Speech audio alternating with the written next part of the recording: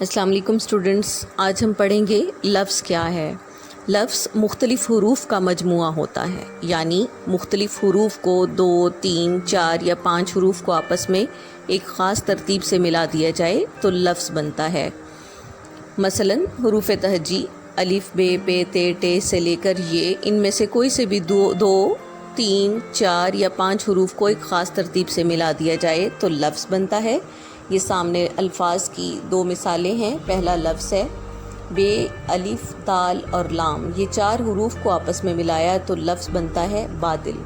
اسی طرح اگلا لفظ دیکھیے، نون، جیم، میم، ہے، یہ 4 حرف ہیں، انہیں ایک خاص ترتیب سے ملایا تو لفظ بنتا ہے نجمہ۔ اسی طرح سے کوئی سے بھی 2، 3 یا 4 حروف کو ایک خاص ترتیب سے ملا لیا جائے، انہیں جمع کر لیا جائے تو لفظ بنتا ہے۔ لفظ بامانی بھی ہو سکتا ہے اور بے معنی بھی ہو سکتا ہے۔ اب لفظ کی 2 قسمیں ہیں، کلمہ اور مہمل۔ کلمہ ایسا لفظ جس کا کوئی نہ کوئی معنی ہوتا ہے، اور مہمل ایسا لفظ جس کا کوئی بھی معنی نہیں ہوتا۔ بامانی لفظ یعنی ایسا لفظ جسے زبان سے ادا کرنے سے ذہن میں کسی نہ کسی ایسی چیز کی تصویر بن جاتی ہے جس کا وجود ہو، اور مہمل ایسا لفظ جس سے کوئی تصویر نہیں بنتی۔ کلمے کی سامنے تعریف لکھی ہوئی ہے۔ بامانی لفظ کو کلمہ کہتے ہیں، جیسے روٹی، پانی، بات اور آٹا۔ اب ان 4 الفاظ پر غور کیجئے جو کلمہ کہلاتے ہیں۔ ان 4 کو بولنے سے، زبان سے ادا کرنے سے ذہن میں کوئی نہ کوئی تصویر بنتی ہے، کوئی ایسی چیز کی تصویر، کسی ایسی چیز کی تصویر جو وجود رکھتی ہے۔ مہمل کیا ہے؟ مہمل بے معنی لفظ کو مہمل کہتے ہیں۔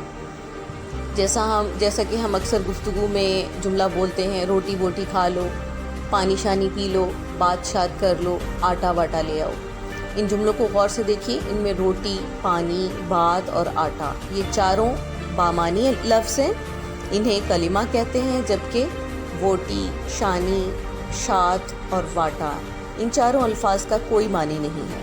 یہ ویسے ہی ہم گفتگو میں تاثیر پیدا کرنے کے لیے یا گفتگو میں بے تکلفی پیدا کرنے کے لیے یہ الفاظ استعمال کرتے ہیں، جبکہ ان کا کوئی بھی معنی نہیں ہوتا۔ تو ایسے الفاظ جن کا کوئی بھی معنی نہ ہو، وہ گفتگو میں عادتاً یا اثر پیدا کرنے کے لیے، ہم زور دینے کے لیے استعمال کرتے ہیں کسی بات پر، وہ مہمل الفاظ کہلاتے ہیں۔ بے معنی الفاظ کو مہمل کہا جاتا ہے، بے معنی لفظ مہمل کہلاتا ہے۔ اب کلمہ جو کہ بامانی لفظ ہے، اس کی 3 قسمیں ہوتی ہیں، اسم، فعل اور حرف۔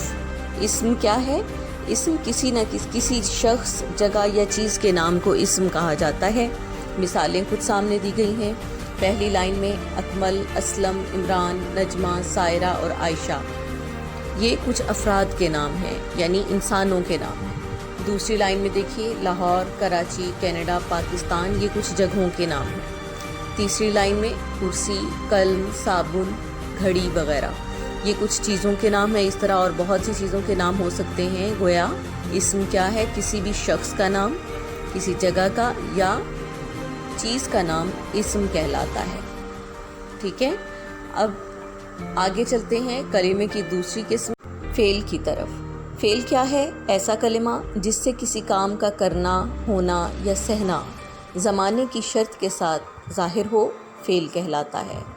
مثلاً کھایا، پیا، کھیلا، گیا، آئی وغیرہ۔ ان تمام الفاظ یا کلمات سے کسی نہ کسی کام کا کرنا، ہونا یا سہنا ظاہر ہوتا ہے اور زمانے کی شرط کے ساتھ ظاہر ہو رہا ہے۔ اب آتے ہیں کلمے کی تیسری قسم کی طرف۔ تیسری قسم ہے حرف۔ حرف ایسا کلمہ جس کا اپنا تو کوئی معنی نہ ہو، لیکن اس کے بغیر کسی بھی جملے کا مفہوم مکمل نہ ہونے پائے، حرف کہلاتا ہے۔ مثلاً کا، کی، کے، سے، میں، پر، تک وغیرہ۔ حرف جملے میں 2 اسموں یا اسم اور فعل کو آپس میں ملانے کے لیے استعمال ہوتا ہے۔ اس کی خاصیت یہ ہے کہ اسے اگر کسی جملے سے نکال دیا جائے تو جملے کا مفہوم کبھی بھی واضح نہیں ہو پاتا۔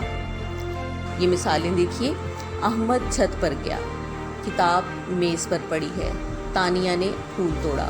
ان تینوں جملوں میں پر اور نے استعمال ہوا ہے۔ حرف پر اور نے کا خود کوئی معنی نہیں ہے، لیکن اگر اس کو استعمال نہ کیا جائے، ان حروف کو جملے میں استعمال نہ کیا جائے تو جملے کا معنی نہیں رہتا۔ پہلا جملہ دیکھیے، احمد چھت گیا، کتاب میز پڑی ہے، تانیہ پھول توڑا۔ حروف کو نکال دیا تو ان تینوں جملوں کا کوئی بھی معنی ہی ظاہر نہیں ہوتا۔ احمد چھت پر گیا کوئی معنی نہیں دیتا۔ اسی طرح اس کی دوسری شرط ہے حرف کی کہ یہ دو اسموں کو ملاتا ہے۔ پہلا جملہ دیکھیے، چھت گیا، یہ اسم اور فعل کو ملا رہا ہے پر۔ دوسری مثال دیکھیے، اس میں میز پڑی، میز اور پڑی کو ملا رہا ہے حرف۔ اب اسی طرح تیسری مثال میں تانیہ اور پھول دونوں اسم ہیں اور ان دونوں اسموں کو ملا رہا ہے نے۔ تو بچوں، اس ویڈیو میں ہم نے پڑھا کہ حروف کا مجموعہ لفظ ہوتا ہے۔ لفظ کی دو قسمیں ہیں، کلمہ اور محمل۔ کلمے کی تین قسمیں ہیں، اسم، فعل اور حرف۔ پھر اسم کی بھی اب فردر دو قسمیں ہیں، اسم کی اقسام بناوٹ کے لحاظ سے اور اسم کی اقسام معنی کے لحاظ سے۔ اب ہمارا اگلا موضوع یہی ہوگا، ہم اسم کی اقسام بناوٹ کے لحاظ سے اور اسم کی اقسام معنی کے لحاظ سے پڑھیں گے۔